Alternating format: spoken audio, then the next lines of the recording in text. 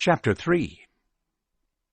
Therefore, holy brothers, sharers in a heavenly calling, consider Jesus, the apostle and high priest of our confession, who was faithful to the one who appointed him, as Moses also was in his household.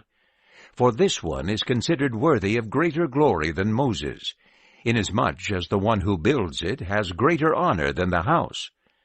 For every house is built by someone, but the one who built all things is God. And Moses was faithful in all his house as a servant, for a testimony to the things that would be spoken. But Christ was faithful as a son over his house, whose house we are, if we hold fast to our confidence and the hope we can be proud of. Therefore, just as the Holy Spirit says, "Today, if you hear his voice, do not harden your hearts as in the rebellion, in the day of testing in the wilderness, where your fathers tested me by trial, and saw my works for 40 years.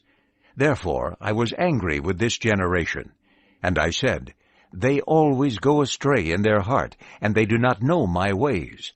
As I swore in my anger, they will never enter into my rest."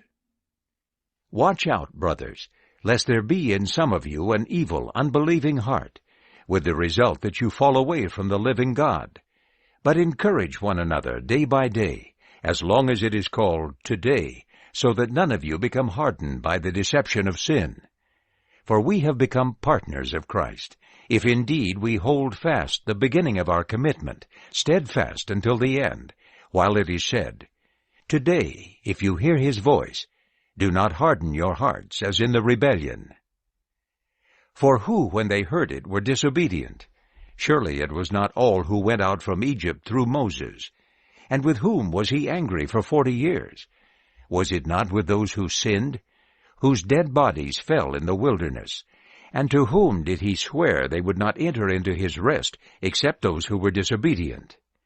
And so we see that they were not able to enter because of unbelief.